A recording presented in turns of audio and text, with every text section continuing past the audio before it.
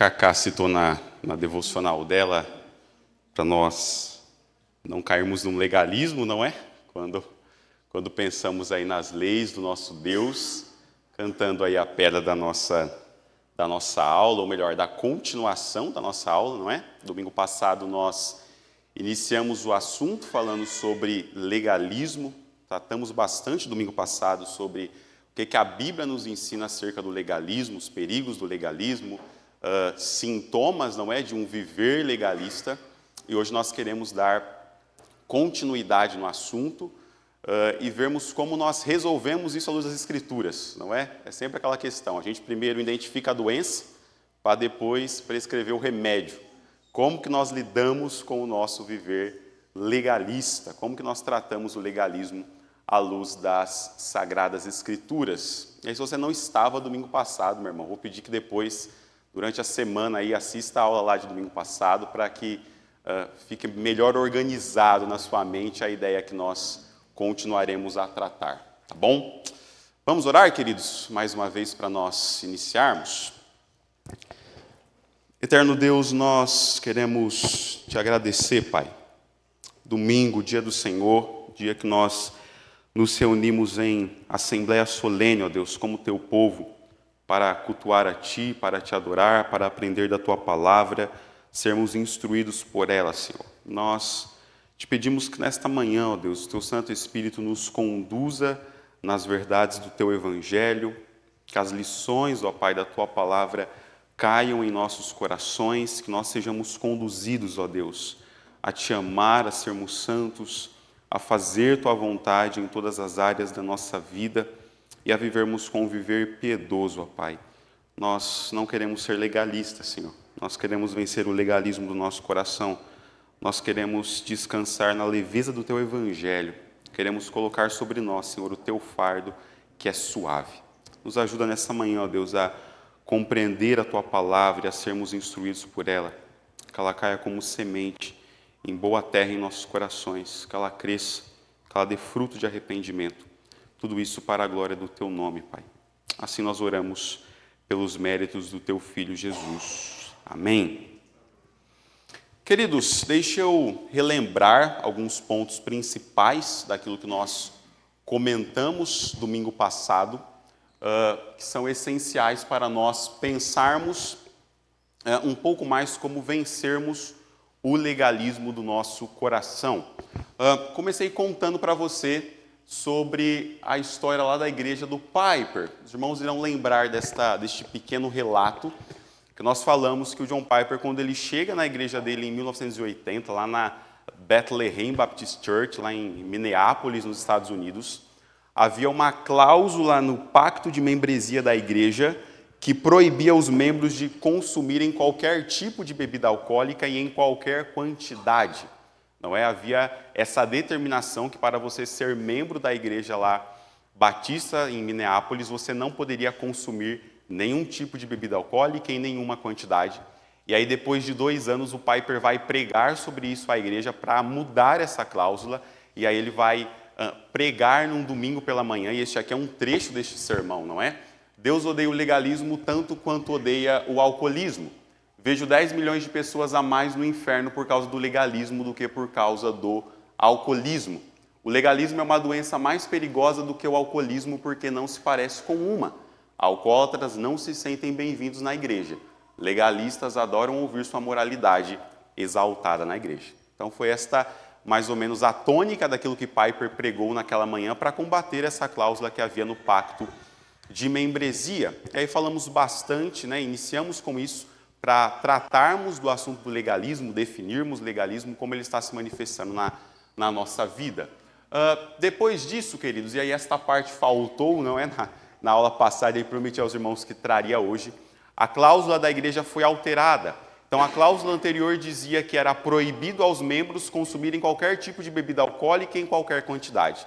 Depois da pregação do Piper, a igreja se reuniu em assembleia, né, constituinte para mudar o pacto de membresia, e a cláusula aprovada no lugar foi: nós nos comprometemos a buscar a ajuda de Deus para nos abstermos de todas as drogas, alimentos, bebidas e práticas que tragam dano injustificado ao corpo ou coloquem em risco a nossa própria fé ou a fé de outros.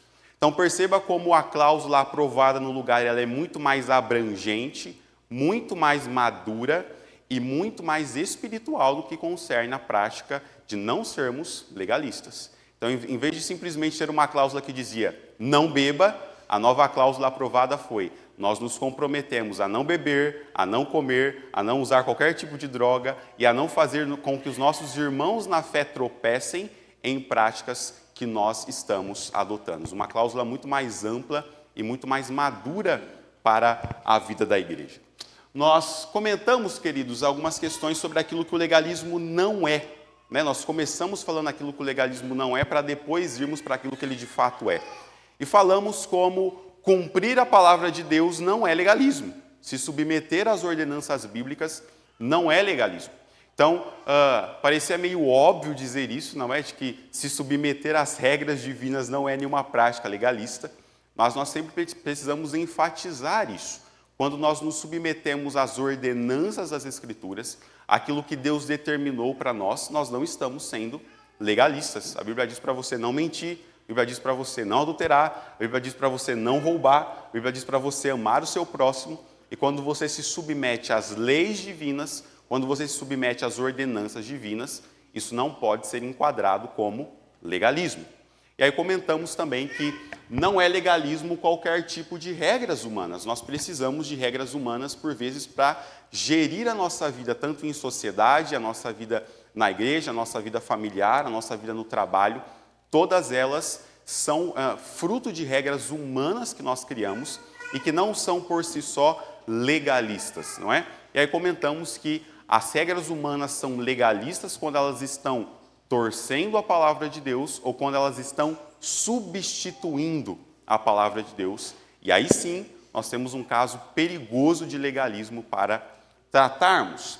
Falamos também, queridos, algumas definições funcionais a respeito do legalismo, quando nós colocamos regras humanas acima da palavra de Deus, ou quando nós nos comportamos como legisladores, como juízes do nosso próximo. E aí lemos o texto lá de Tiago, não é? Nós não podemos nos colocar como legisladores, porque senão julgaríamos a lei de Deus. E aí nós discorremos aqui um pouco sobre aquilo que Tiago está falando a nós, de que quando nós nos colocamos como legisladores do nosso próximo, nós estamos dizendo que nós sabemos mais do que Deus, o que deveria e o que não deveria ser pecado. Que nós sabemos mais do que a palavra, o que deveria e o que não deveria ser proibido. Falamos, queridos, sobre como o legalismo se manifesta em três fases distintas, em três faces distintas. A primeira delas sobre a distorção da salvação. O legalismo está criando a ideia de que eu preciso fazer algo para obter salvação. Então, eu preciso da fé, mais obras, fé, mais costumes, fé, mais alguma coisa, enquanto que as Escrituras estão dizendo que é fé mais nada, que é apenas a fé no Senhor Jesus que está nos salvando. A segunda face do legalismo que nós comentamos é a nossa vontade própria. Nós pensamos que pela força do nosso braço, por aquilo que nós fazemos, por aquilo que nós realizamos, nós obteremos um favor da parte de Deus. Então eu venho para a escola dominical de manhã, porque Deus vai olhar para mim, vai ver que eu acordei mais cedo e eu vou ser o filho querido dele, porque eu vim para a escola dominical de manhã. E como essas questões do nosso dia a dia, como essas questões práticas da nossa vida são legalistas, porque nós estamos torcendo a palavra de Deus a fim de merecer algo da parte dele.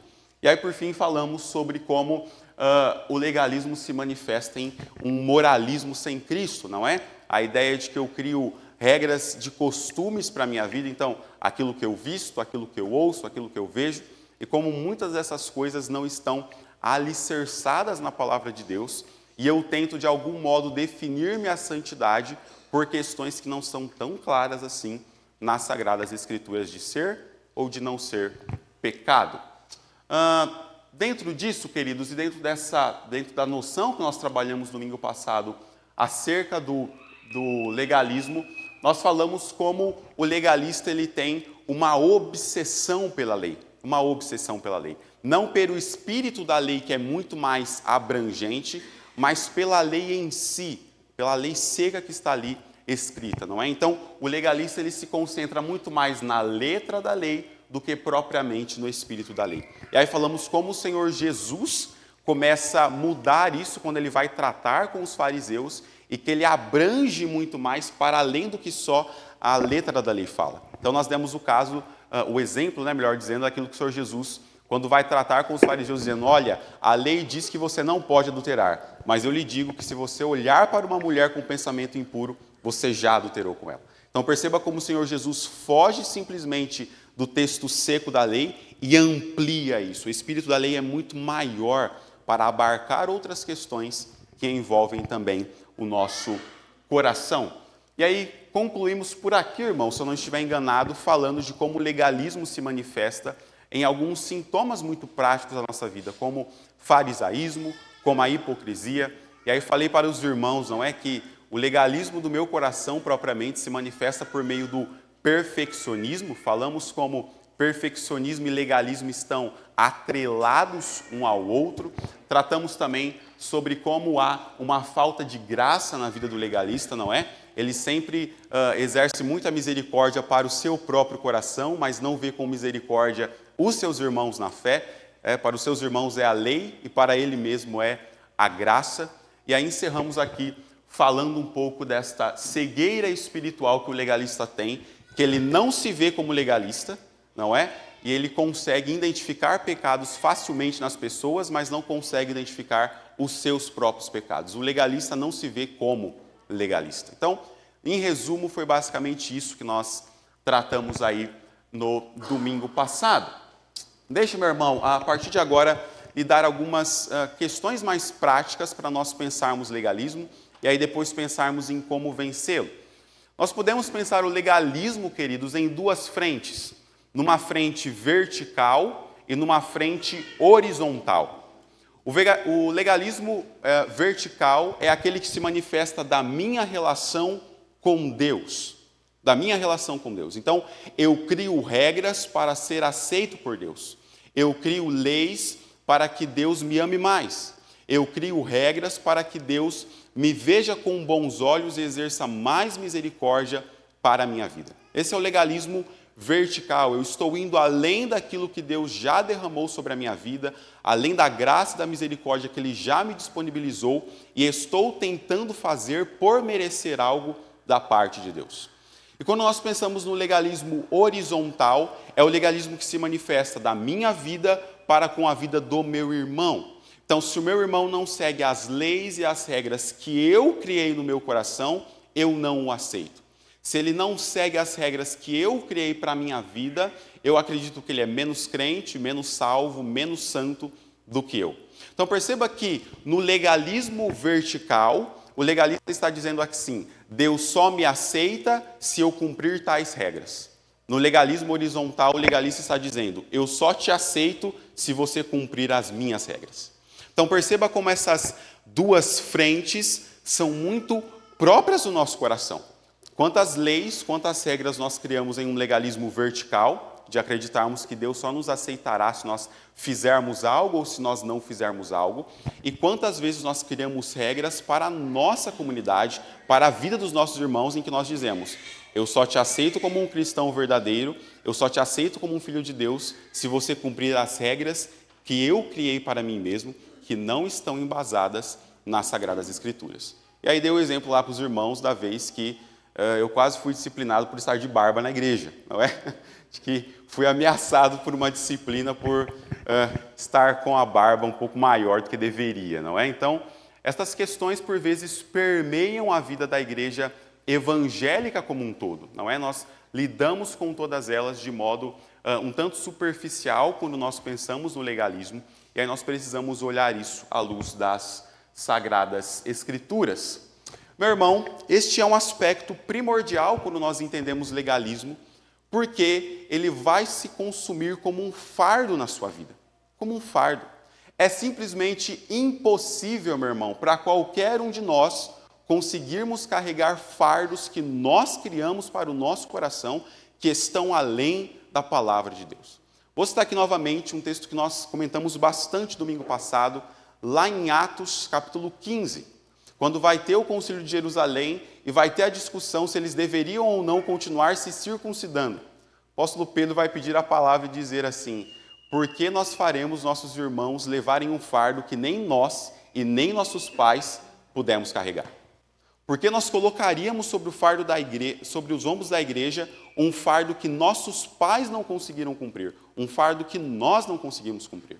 E o legalismo, meu irmão, é este fardo, esta âncora que nós colocamos no nosso pescoço, com uma tendência de obter favores de Deus, e nós não conseguimos carregá-lo, nós não conseguimos cumpri-lo. O legalista está criando regras para o seu coração e ele está tropeçando nas regras que ele mesmo criou para a sua vida.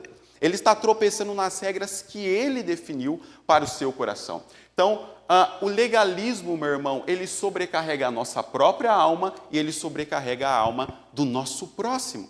Veja, queridos, quando nós pensamos na ideia da carga que está sobre nós e na carga que nós colocamos nos outros, nós estamos pensando numa carga que é impossível de ser carregada. Impossível de ser carregada. Talvez para alguns, queridos, seja um tanto incongruente nós pensarmos que o cristianismo é uma religião de leveza. Uma religião de leveza. E veja, meu irmão, quando eu falo que o cristianismo é uma religião de leveza, não estou lhe dizendo que é uma religião de facilidades. Ou que o cristianismo é uma religião que nós não abrimos mão de muitas coisas por vezes na nossa vida, ou que por vezes nós não estamos sujeitos a até perder a nossa própria vida por amor a Cristo. Mas o cristianismo é uma religião de leveza no sentido de que nós trocamos o nosso fardo pelo fardo de Jesus. Nós trocamos a nossa carga pela carga de Cristo. Nós trocamos as regras do nosso coração pelas regras e pelas leis da palavra de Deus. E aí, para aquele que é salvo, meu irmão, cumprir a lei de Deus não é um peso, mas é um prazer.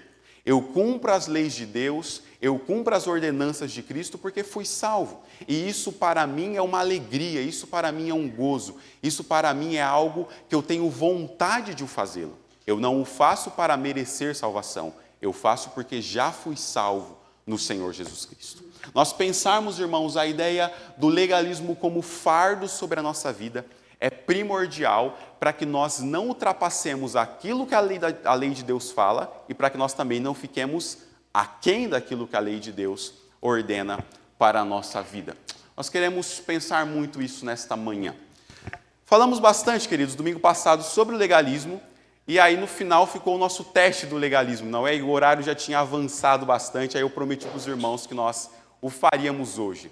Nós vamos realizá-lo neste momento, queridos, e aí depois nós falaremos como a Bíblia nos ajuda a tratar o nosso legalismo. Deixa eu lhe dar, meu irmão, algumas rápidas instruções a respeito disso. Este teste, meu irmão, não é para dizer quem é e quem não é legalista, tá bom? A gente não vai sair daqui depois com uma lista para entregar para o conselho. Ó, tá aqui os 15 legalistas da IBD, vocês que se virem. Ó, quem disse foi o pastor, irmãos, não fui eu.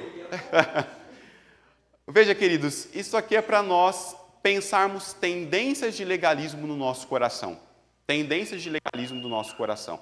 E aí, meu irmão, esse teste aqui não é para você avaliar o seu próximo, não, tá bom? Esse teste é para você se avaliar, né?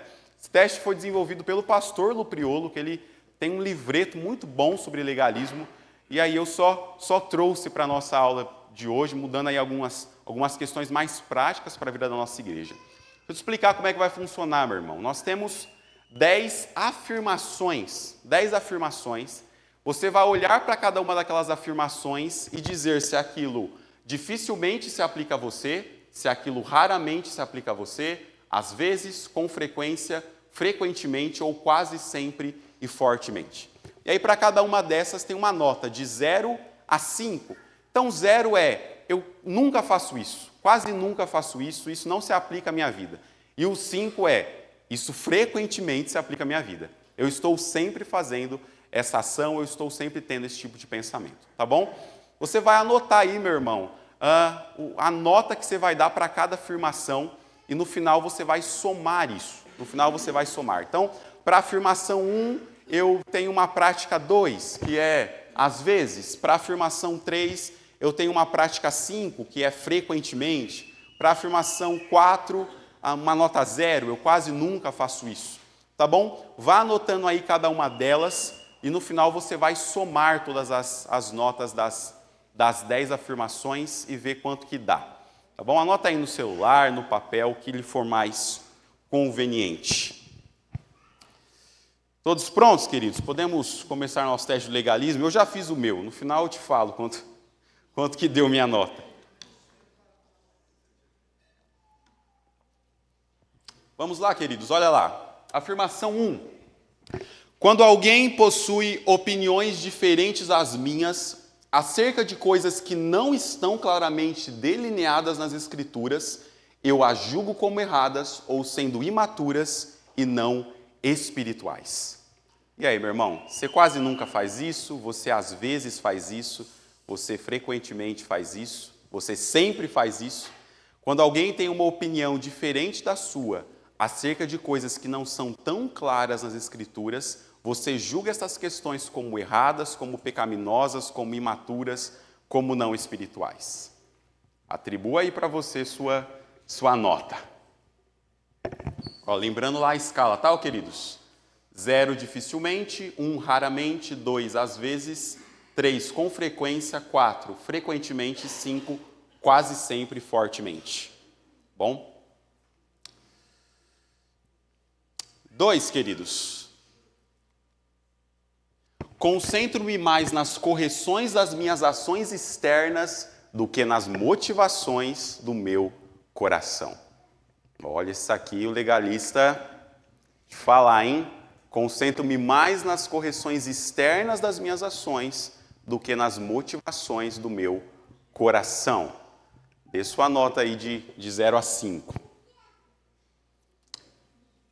Terceiro, queridos, estabeleço padrões altos para mim, mesmo não sendo bíblicos, e me incomodo de ver que outros cristãos não se pautam pelos mesmos padrões. Às vezes, raramente, com frequência, frequentemente, diga aí quanto que isso é uma realidade na sua própria vida.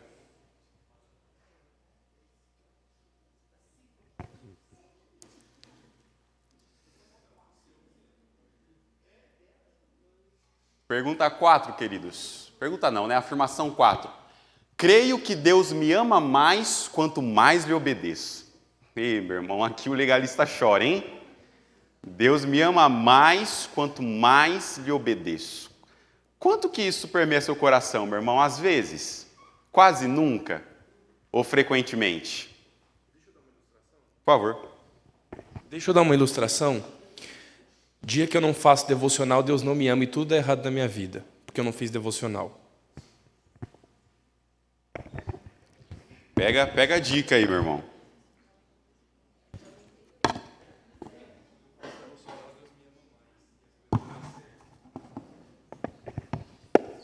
Vamos lá, queridos. Afirmação 5.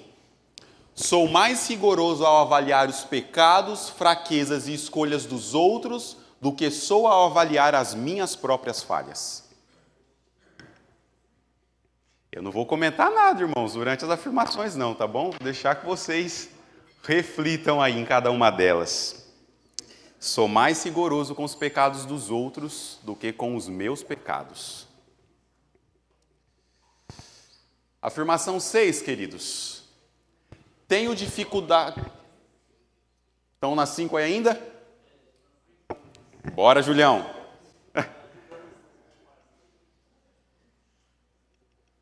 Foi aí? Qual? Ah, tá bom. Deixa eu ver. A escala, né? Aqui, ó. A0 é dificilmente, A1 é raramente, 2 às vezes, 3 com frequência, 4 frequentemente e 5 quase sempre, fortemente. Então 0 é quando eu não faço nunca e 5 é quando isso todo dia tá batendo aí no meu coração. Vamos lá, queridos, ó, afirmação 5. 6, né? Afirmação 6.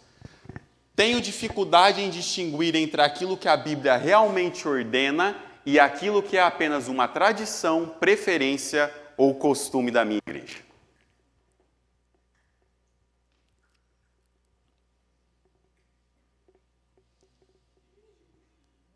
Estão todos aqui, queridos? Todos na pergunta 6. Se alguém precisar voltar alguma, tá bom? Me avise aí. 7, queridos. Penso em Deus mais como meu juiz do que como um pai celestial amoroso. Deus é mais o carrasco que está pronto a me pegar pelo colarinho do que como um pai amoroso que está pronto a exercer misericórdia para com a minha vida.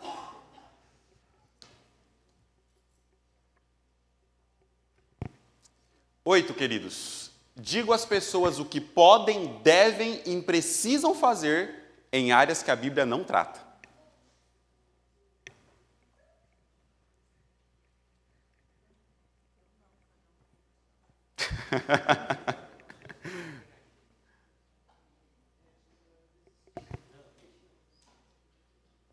Desiste não, continua aí fazendo a escala aí. Vamos lá, queridos, a 9.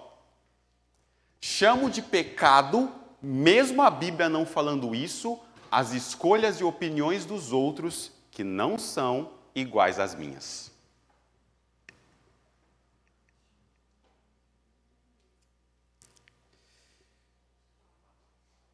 A última e derradeira, queridos. Sou motivado a fazer as coisas certas mais por causa da minha reputação do que pela reputação divina. Eu quero fazer as coisas certas porque eu quero que as pessoas me vejam como um bom cristão e não para que o nome de Deus seja glorificado. Colocou aí, meu irmão, a nota em cada afirmação? Soma aí agora, tá bom? Soma a nota que você colocou nas 10. Vê quanto que deu. Deixa eu voltar aqui.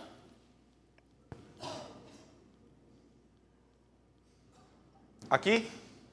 Isso. Sim. Da aula. Eu tenho, pode ser errada a minha interpretação assim, mas eu tenho ouvido bastante, por causa da pós que eu estou fazendo de outras igrejas e tudo, e eu vejo que nós temos a igreja presbiteriana é vista como um pouco elitista e um pouco muito de palavra, assim, sabe? E quando você falou do fardo, eu fiquei pensando nessas outras religiões que não parece ser um fardo o seu legalismo. Parece, na verdade, ser até mais fácil. Porque a salvação dele vai ser porque ele tirou a barba. A salvação vai ser porque ele foi de joelho, subiu a não sei o quê, ou fez algo para padroeira. Então, eu queria a sua opinião sobre isso, assim, que, de certa forma, é um fardo, porque é angustia para aquele que sabe que está errando, mas é um engano achar que isso é uma facilidade, ou então porque eu fiz a imagem da cruz na porta da igreja, ou algo nesse sentido. Eu acho que aqui, Denis, a gente tem duas perspectivas, irmãos. Falando nessa questão do legalismo como um fardo, né? Porque é muito mais fácil, e aí, de fato, é muito mais fácil na minha vida quando alguém fala assim para mim, não pode fazer isso, pode fazer isso. Entende? Assim, é muito mais fácil para mim, como cristão, ter uma lista do que não pode e do que pode, do que eu ter que pensar e aplicar princípios bíblicos para a minha vida em áreas que, por vezes, são cinzentas das Escrituras. Então, é muito mais fácil alguém me dizer o que eu devo e o que eu não devo fazer, e eu tomar isso como mérito diante de Deus, do que eu, de fato, ter que pensar em diversas situações, em diversas ocasiões, em que a Bíblia não está falando tão claramente delas e que eu preciso pensar, né? Preciso aplicar princípios bíblicos para a minha vida. E aí, meu irmão, aqui, ó, um fator primordial quando nós pensamos em cristianismo, meu irmão. Cristianismo é religião de você pensar, sabe assim? É religião que você vai ter que olhar para diversas áreas da sua vida que você não vai achar um texto da Bíblia que te diz o que você deve e o que você não deve fazer, e você vai ter que aplicar princípios bíblicos para a sua vida, né? Nós vamos comentar isso também na aula de hoje. Mas perceba como essas questões podem ser facilitadores para nós parecermos e termos uma aparência de piedade, e irão se tornar um fardo no sentido de, quando eu falhar naquela regra, quando eu quebrar ela, quando eu não conseguir cumpri-la, Deus, como meu juiz, vai aparecer muito mais do que o meu Deus amoroso, do que este Pai que está pronto a me perdoar. Justamente porque, de um lado, as leis legalistas me ajudam a transparecer uma imagem de piedade, por outro lado, elas consomem em mim não toda a identificação correta que eu deveria ter sobre Deus e que eu não tenho. Eu vejo Deus como o meirinho lá no tribunal, que vai me catar pelo tribunal, vai me catar pelo colarinho e me levar para a prisão, do que o meu advogado que está do meu lado me justificando, né, diante dos meus erros. Vai lá, Arsênio, por favor.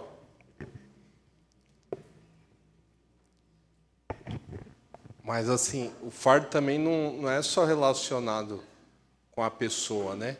Mas, por exemplo, eu posso exigir um padrão da minha casa e da minha família, que às vezes o fardo não é meu necessariamente, mas eu imponho sobre os outros, né?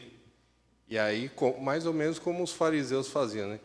Colocar sobre os outros, e aí acaba os outros tendo que carregar, né? Que nós comentamos, aquele que se manifesta de nós para os outros. Queridos, somaram aí a nota de vocês? Viram aí quanto que deu?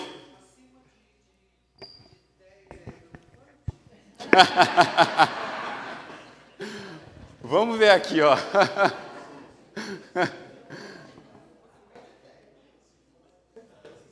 Vê aí, meu irmão. Se você somou tudo, meu irmão, e deu de 0 a 10, é muito baixa. Muito baixa. Se foi de 11 a 20, meu irmão, continua baixa. Mas eu já ligaria ali, assim, ó, a bandeira amarela, não é talvez a vermelha. De 21 a 30, meu irmão, já é moderado, hein? Já é moderado. De 31 a 40 é alta demais. Ó, o Lucas falou, a partir de 31, marca na agenda dele para vocês conversarem. Tá bom? Vê aí quanto que deu sua nota, meu irmão. E aí a sua deu errada? Olha, não sei não, viu?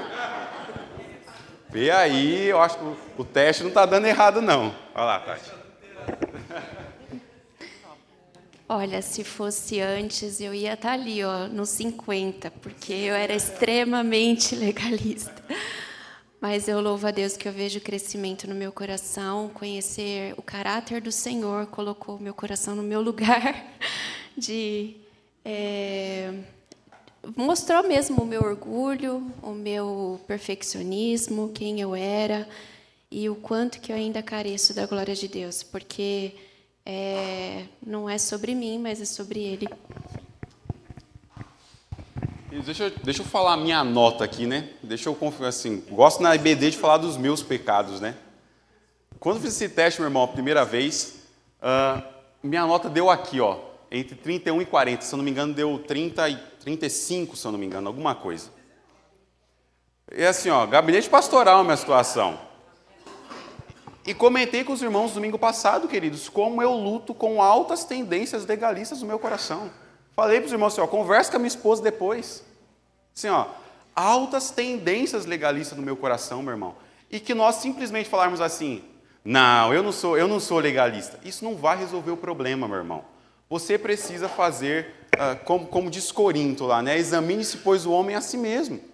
Examine as tendências do seu coração. Veja se há tendências legalistas no seu coração e procure resolvê-las à luz da palavra, né? Veremos isso. Olha lá, querido, por favor. Tudo bem. Eu queria ver o item 9 novamente, por gentileza. Claro. Deixa eu voltar aqui.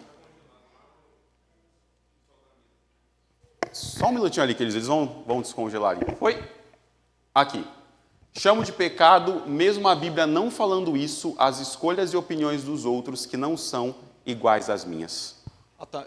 Eu só tenho a impressão de que quanto maior a nota, mais legalista você é, nesse caso? Exato. Nessa daí também? Também. Porque parece o contrário, não? Pela definição que você deu no começo. Sim. Porque, ó, pense na ideia, porque, por exemplo, nós estamos tratando o legalismo em dois aspectos, né? De forma horizontal, de forma vertical. O legalismo está torcendo a palavra de Deus para fazer parecer algo, ou o legalismo está criando regras onde a Bíblia não criou regras. Então, por isso, quando nós falamos que, quando eu chamo de pecado, mesmo a Bíblia não falando isso, as escolhas e opiniões dos outros que não são iguais às minhas, isso se aplica como legalismo, porque a Bíblia não está legislando sobre aquilo. Então, perceba que, por exemplo, eu gosto de rock e algum irmão não gosta de rock. E eu vou lá e falo assim, este irmão está em pecado porque ele gosta de rock. A Bíblia não está tratando se isso é não pecado. Essa é uma opinião particular minha. E eu estou definindo aquilo como pecado na vida do meu irmão. Entende por que isso se aplica como legalismo? Porque a Bíblia não legislou sobre o assunto. Eu que estou legislando sobre ele. Deu para entender, querido? Mais ou menos, ou... Mais ou menos, mas depois então a gente conversa. No decorrer da aula a gente vai deixar mais claro isso, tá bom? Vai lá, querido, por favor. Roberto aí, ó. Tá vendo essa parte aí? Eu acho que uma dessas perguntas aí me chamou a atenção, da gente colocar mais Deus como nosso juiz, quer dizer, como nosso juiz, e esquecermos que Ele é nosso advogado. Porque no nosso dia a dia, às vezes meu trabalho mesmo é muita irregularidade, são coisas que você tem que vencer, mas o mundo acaba imprimindo você e consertando, e às vezes você chega em casa e você olha assim, você fala assim, nossa, hoje acho que Deus já pegou a chave já lá do cárcere, abriu e pulou lá para dentro, que esse aí não tem mais jeito não. Então, a gente, assim, ora menos. Aqui. Ora menos, se preocupa mais. Sim. Não, botou. A gente ora menos, se preocupa mais e tenta fazer o nosso melhor e a gente cai naquele dilema, né? Não é a nossa força, é a força de Deus. Eles, olha, eu vou deixar de recomendação aos irmãos uma canção belíssima de Estênio Marcios, Minha Bandeira. Minha Bandeira. Você precisa ouvir Minha Bandeira, meu irmão. Se você luta contra o legalismo, como eu, você precisa ouvir essa canção de Estênio Marcios. Estênio Marcios vai dizer que nós não somos menos amados ou esquecidos quando não carregamos conosco um riso sempre. Estênio Marcios vai dizer assim, eu bem queria agradá-lo, vir ver para ele exaltá-lo. Sou pobre desiludido, menos amado não sou, nem esquecido. Ouça lá Minha Bandeira, irmãos, a gente vai falar dela depois. Ouça lá como estes aspectos de nós colocarmos altos padrões que nós não conseguimos cumprir, nos sufocam e fazem nós esquecermos da graça e da misericórdia de Deus. Vai lá, minha irmã. Você pode voltar? Eu queria, como ele tocou nesse assunto, da questão das perguntas, eu achei a 10ª... Aqui. Eu achei assim que... me surpreendeu essa pergunta, né? Uhum. Estar aí numa questão de legalismo. Sim. Aí eu gostaria que você comentasse sobre isso. Certo. Veja só, eu sou motivado a fazer coisas certas mais por causa da minha reputação do que pela reputação divina. Nós falamos que o legalista ele é também perfeccionista. O legalista ele precisa apresentar padrões altamente elevados daquilo que ele faz para que os outros vejam que ele é perfeito. Então, quando nós fazemos determinadas situações, quando nós oramos, quando nós fazemos nosso devocional, quando nós jejuamos, quando nós chegamos mais cedo à igreja, e aqui não é um indicativo para você chegar atrasado não, viu? Quando eu venho para a EBD, eu quero fazer isso em perfeição, mais pela minha reputação do que para que o nome de Cristo seja glorificado. Eu quero fazer isso mais para que as pessoas vejam que eu sou um crente melhor do que os outros, do que para que por meio da minha vida elas glorifiquem a Deus. Por isso que essa afirmação entra aqui também quando nós pensamos em legalismo, porque o nosso perfeccionismo tenta nos justificar diante de Deus por aquilo que nós fazemos. Motivação do coração. Motivação do coração. Eu tenho sido tratada por Deus nessa área, porque a gente esquece que muitas das coisas que você acha que ninguém está percebendo, você esquece que Deus está. Exato. Porque a questão, eu acho, principal, que muitas vezes a gente esquece, é a nossa motivação. Exatamente. Deus tem tratado muito isso comigo. Por que eu faço certas coisas? Para agradar a Deus ou realmente para agradar aos homens? Muito então, bom. isso é muito duro de você entender que você é assim e, principalmente, você realmente, racionalmente entender que Deus sabe que você é assim. Exatamente. Os outros não sabem, mas Deus sabe. E isso mexe muito lá dentro da gente, porque é muito complicado lidar com isso. Tendências legalistas, irmãos, que nós precisamos tratar aí. Deixa eu lhe... depois que nós tocamos na ferida, irmãos, vamos ao remédio. Vamos ao remédio. Como que eu lido com isso, Samuel? Diante aí da minha nota, o que eu faço com isso na minha vida? Como que eu lido com isso de maneira bíblica? Alguns princípios bíblicos, irmãos, nos ajudam a lidar e a tratar com o legalismo do nosso coração, com este pecado que, por vezes, tanto nos apavora. Primeiro, meu irmão,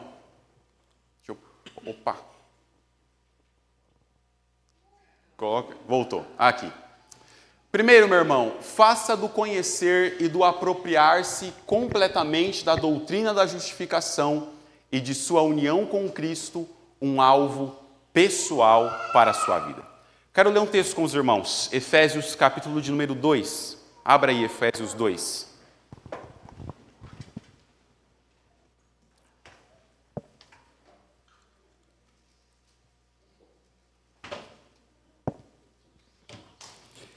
Efésios, capítulo de número 2.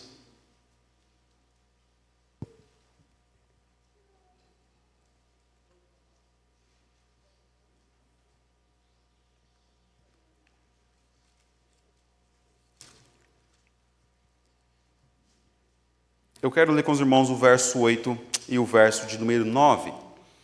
Esse texto é muito conhecido, queridos, quando nós falamos da salvação pela fé em Cristo Jesus.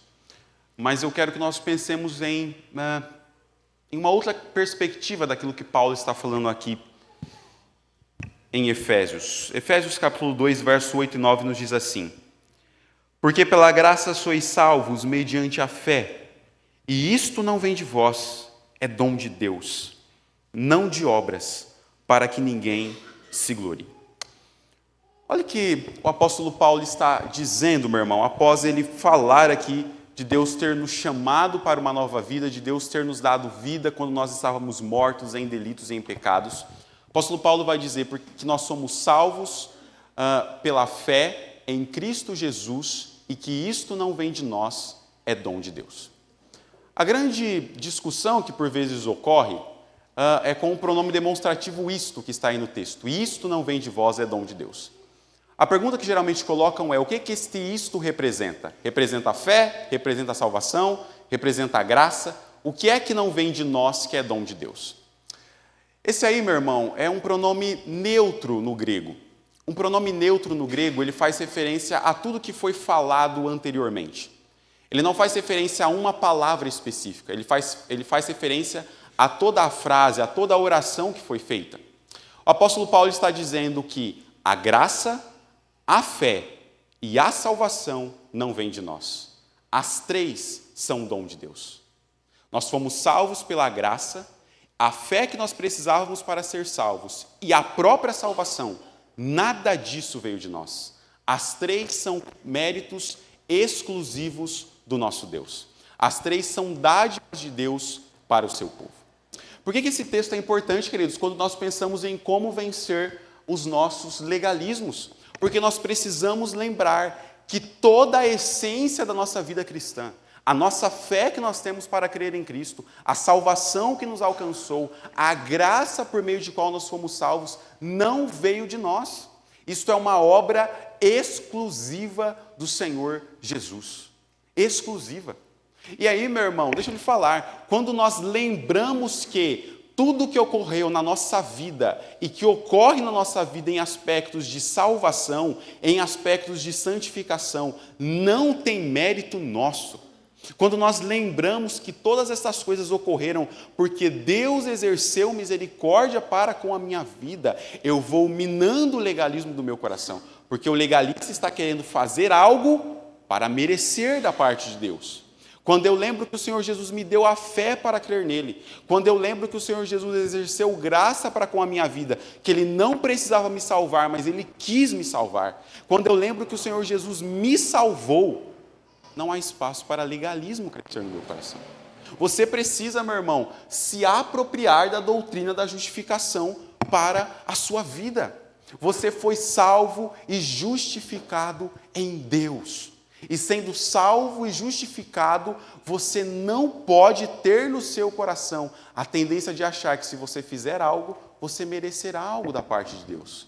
Nós fazemos, irmãos, porque fomos salvos, não fazemos para ser salvos. não para ser salvos. Lembre-se que nós saímos aqui dessa ideia do tribunal, de ver Deus apenas como um juiz, e vemos Ele como o nosso Pai.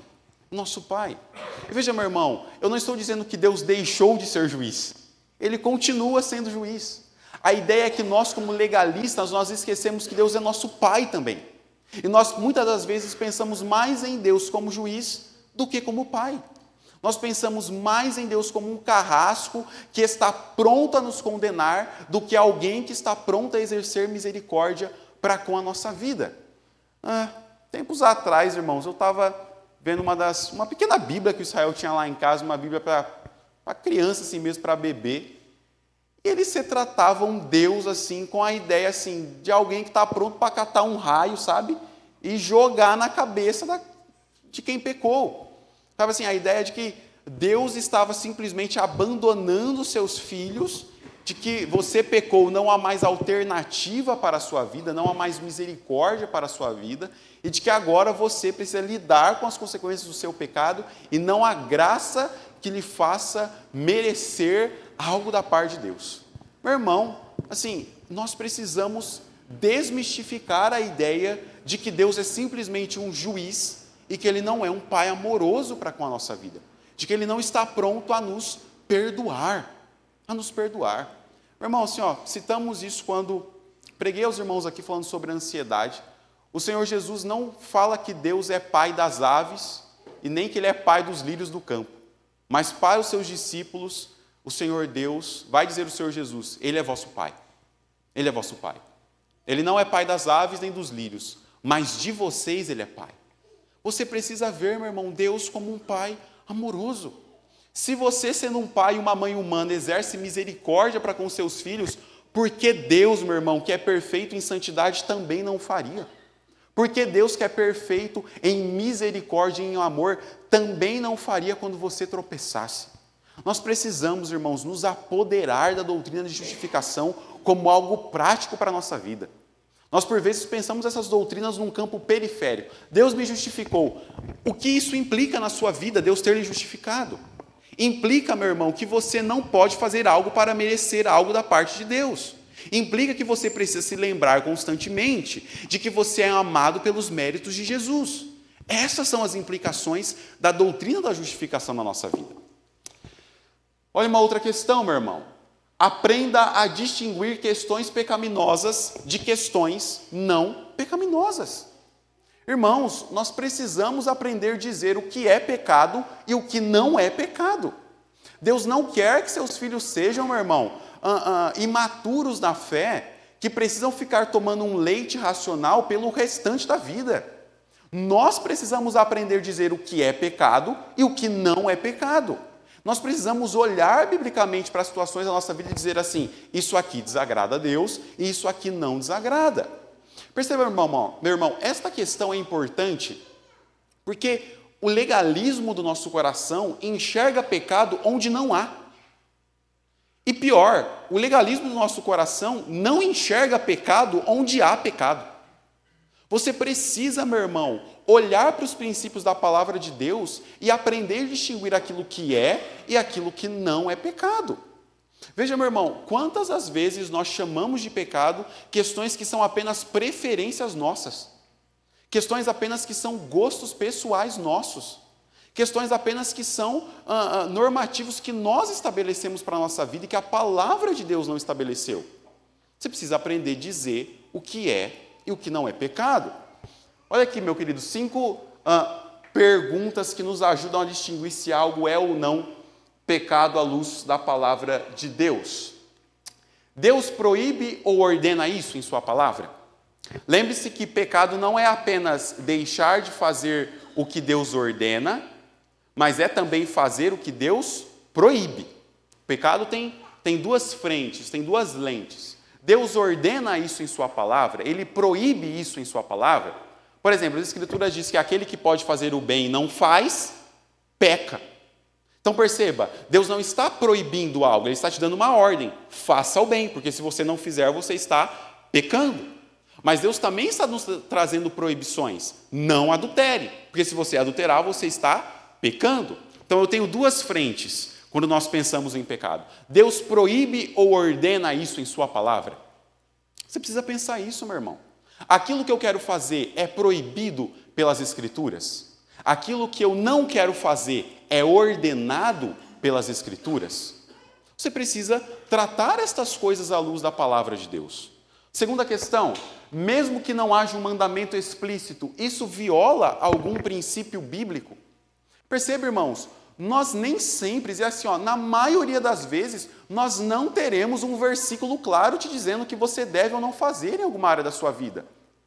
Samuel, é pecado eu passar 5 horas no meu celular? Meu irmão, se você me pedir um versículo bíblico que diga não passe 5 horas no celular, eu não vou ter para te apresentar. Mas eu tenho um princípio bíblico que diz que você deve remir o seu tempo, que você deve gastar o seu tempo com sabedoria. Percebe, queridos, nós nem sempre vamos ter versículos claros para determinadas situações da nossa vida. Nós precisamos olhar para a Bíblia como um todo, para princípios elementares que as Escrituras nos trazem, e aí com estes princípios lidarmos com as questões da nossa vida. Então, pastor Eber, no livro que a Cacá citou sobre tomar decisões segundo a vontade de Deus, ele citou um caso de um irmão que conseguiu um visto de turismo para os Estados Unidos, e aí quando ele estava lá, nesse período de férias, ele recebeu uma proposta de emprego para trabalhar nos Estados Unidos.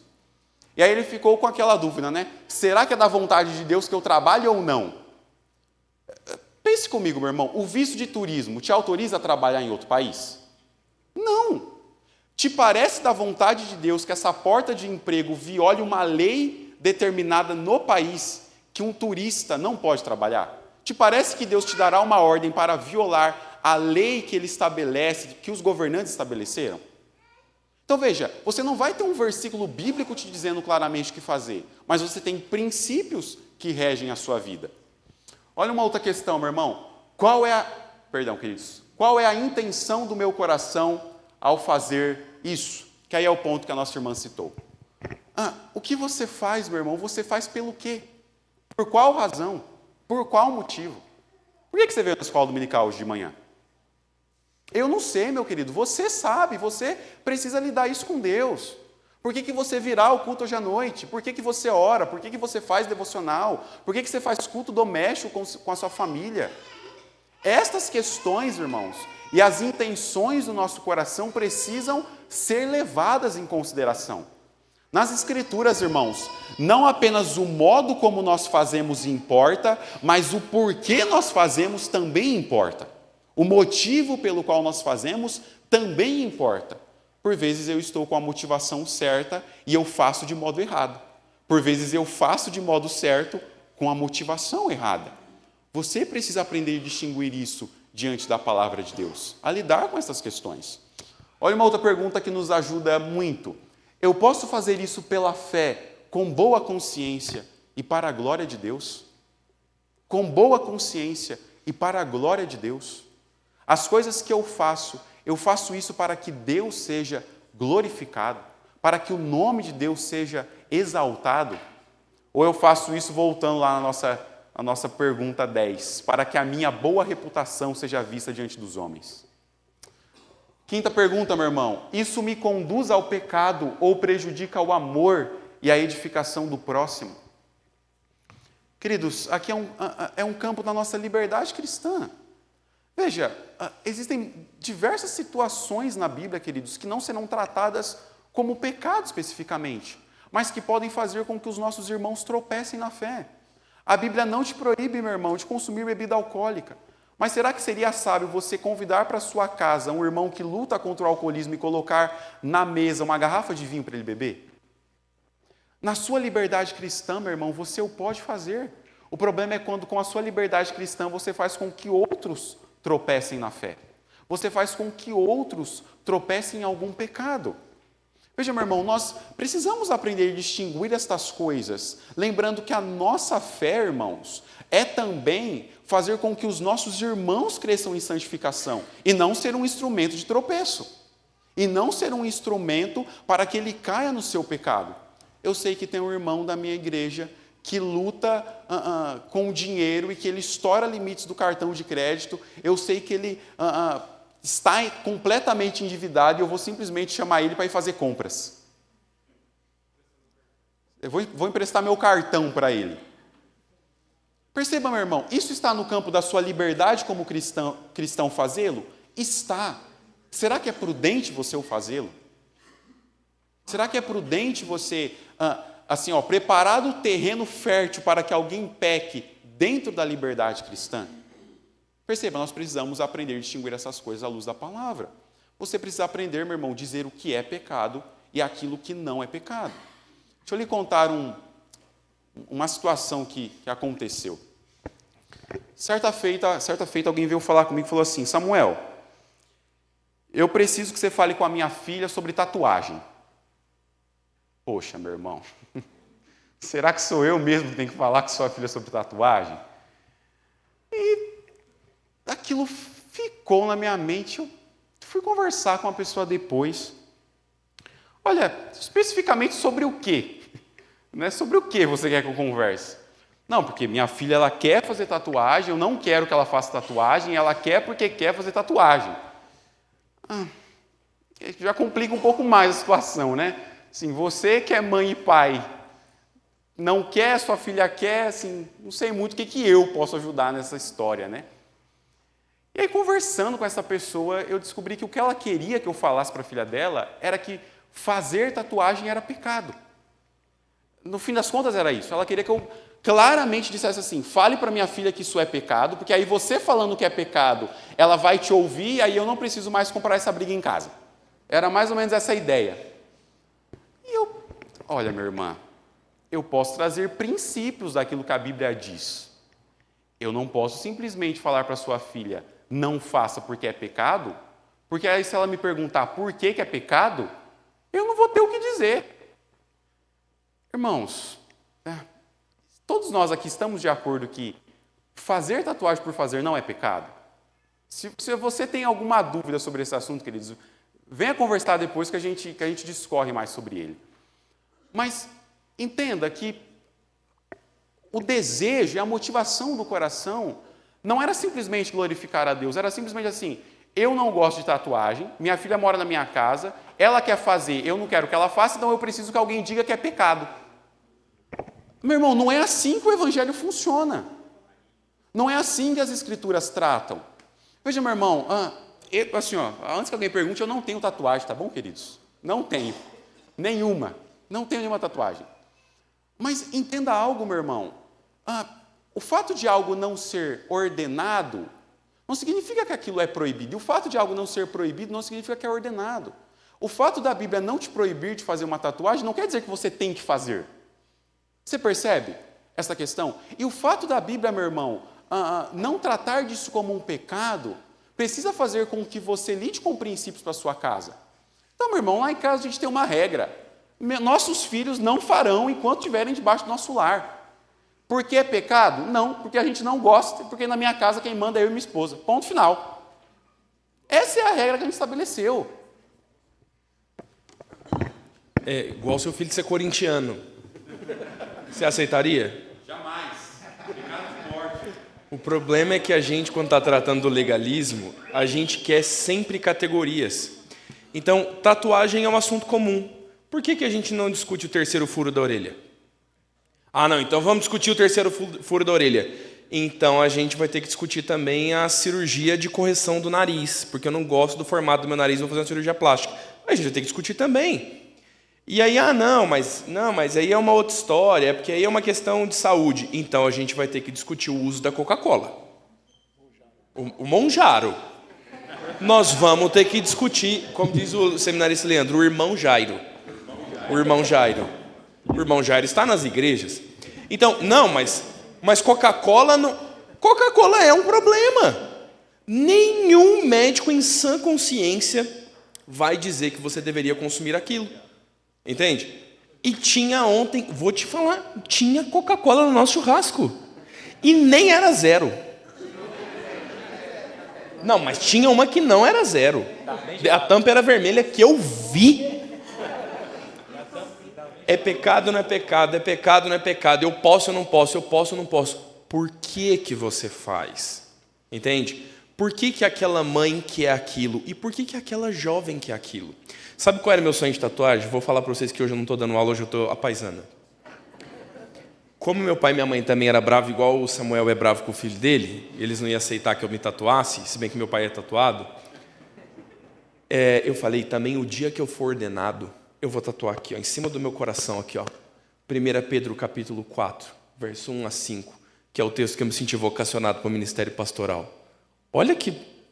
Quer que eu mostre, irmãos? A pergunta é, por que eu precisaria marcar fisicamente a minha carne com o texto que eu me senti vocacionado para o ministério? Aí quando eu entendi que não faz sentido, aí é uma outra história, mas qual é a motivação? E sabe qual era a minha motivação? Eu quero afirmar a minha vocação. Olha que lindo! Olha que bíblico! Olha que amor a Deus! Entende? E aí você vai ficar sempre criando regra. Isso pode, isso não pode, isso pode, isso não pode. Esquece a regra, meu irmão. Toda vez que alguém senta com a gente, que alguém procura a gente, que está na docência, no ensino da igreja, e a pergunta vem no formato, pastor, é certo fazer? Pode fazer? Você já sabe que aquilo é um problema. E a gente, via de regra, não vai responder nem pode, nem não pode. A gente, via de regra, vai perguntar, por que você está me fazendo essa pergunta? É aqui que a gente ganha a discussão.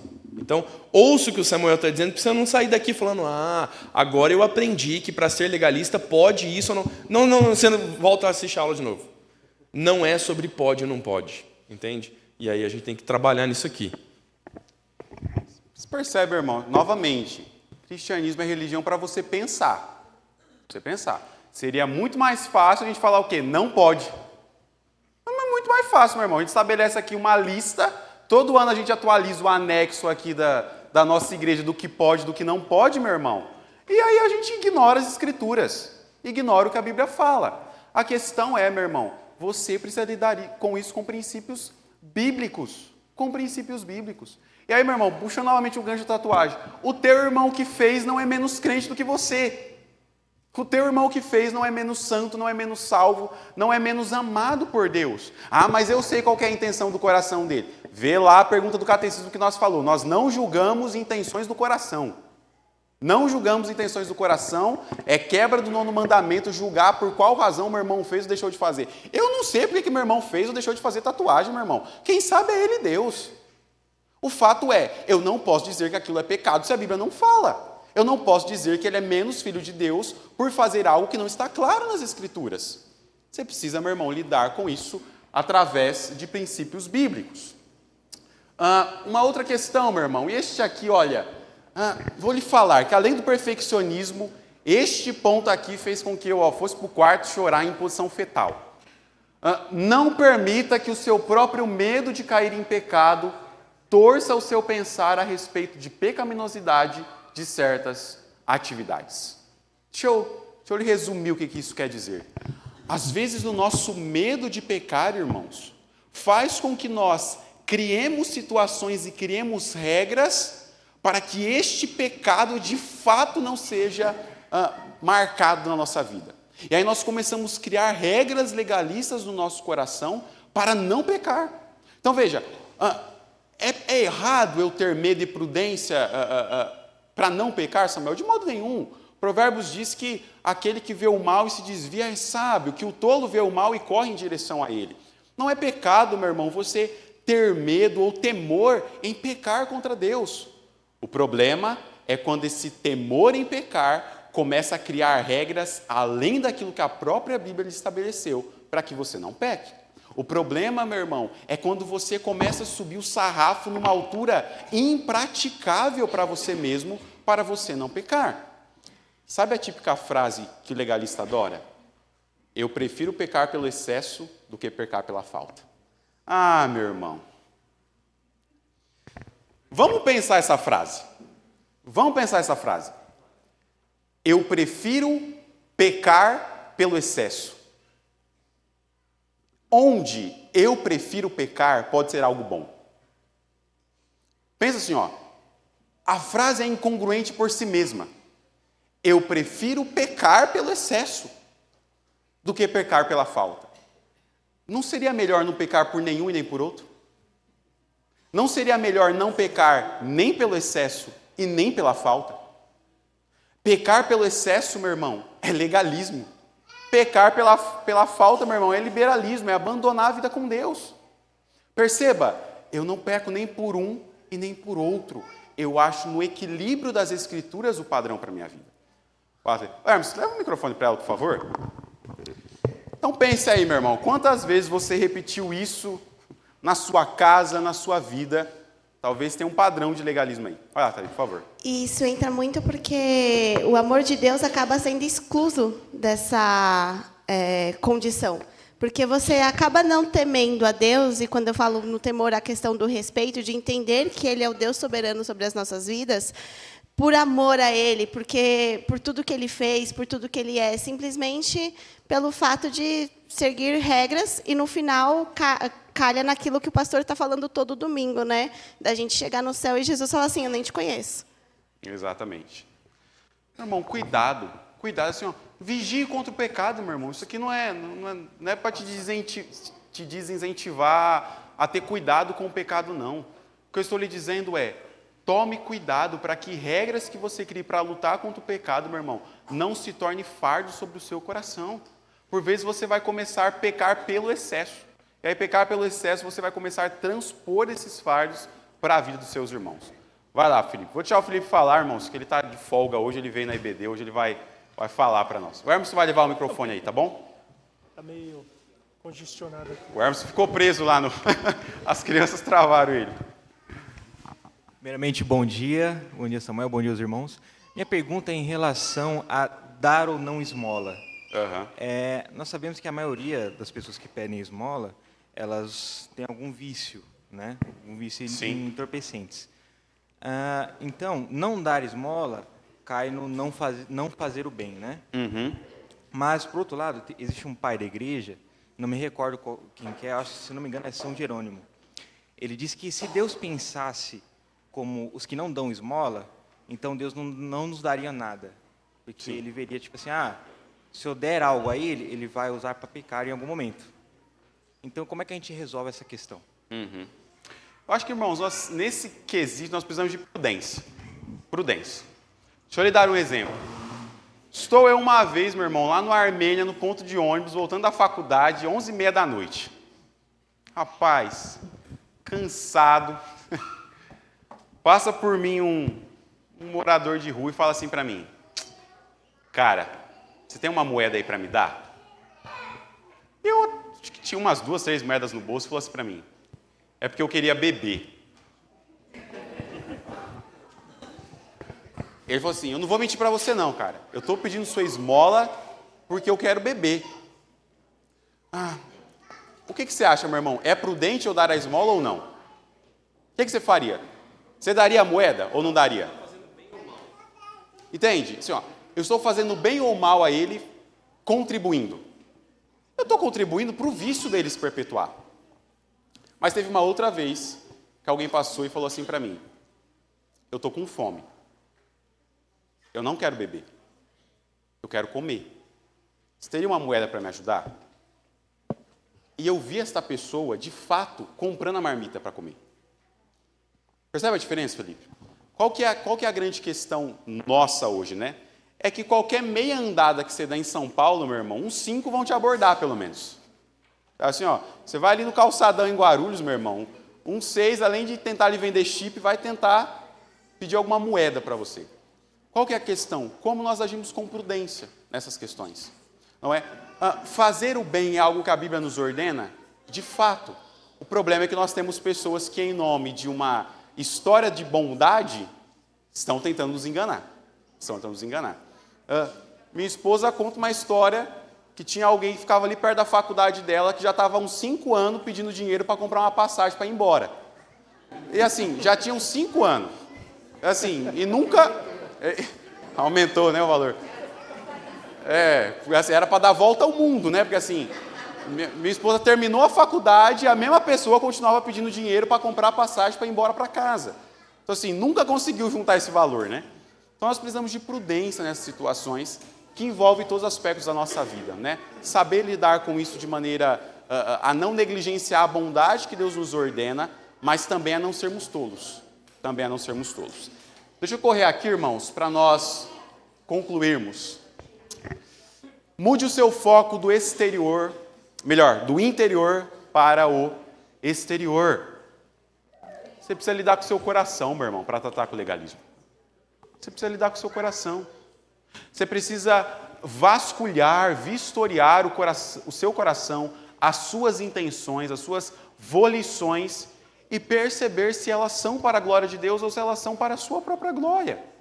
O legalista, meu irmão, não está fazendo algo para a glória de Deus, ele está fazendo algo para a sua glória, para a sua glória, para o seu louvor, para que a sua imagem de perfeição seja transmitida aos outros. Lembre-se lá dos fariseus, meu irmão, eles estão jejuando nas esquinas, meu irmão, não é para glorificar a Deus, é para que os outros olhassem para eles e falassem, ali tem um fariseu que jejua, ali tem um fariseu que ora. Você precisa vasculhar as intenções do seu coração. E deixa eu lhe falar, meu irmão, e aqui é um ponto que daria uma outra aula inteira, não é? Tome cuidado com o outro extremo, meu irmão. Tome cuidado com o outro extremo. Talvez na nossa luta contra o legalismo e não querermos ser legalistas, nós caiamos num outro extremo de liberalismo. Então, Samuel, já que a graça de Deus é suficiente, comamos e bebamos, que amanhã morreremos. Irmão, cuidado. A solução para o legalismo, meu irmão, não é você cair no seu oposto. Não é você cair num antinomismo, numa vida sem regras, numa vida sem leis, numa vida fazendo o que eu quero do jeito que eu quero, porque aí agora a graça de Deus se manifestou sobre a minha vida. Solução, meu irmão, para o legalismo e para o antinomismo do nosso coração é o Evangelho. É o Evangelho. Nenhuma desses dois extremos, meu irmão, vai tratar o nosso coração. É a graça e o Evangelho de Cristo que irão tratá-los. Você precisa aprender a lidar com isso para o seu coração. Por fim, meu irmão, quero lhe incentivar nesta manhã a pensar nisso. A pensar nas práticas legalistas que você estabeleceu para a sua vida. A pensar nas práticas legalistas que você estabeleceu para a vida dos outros.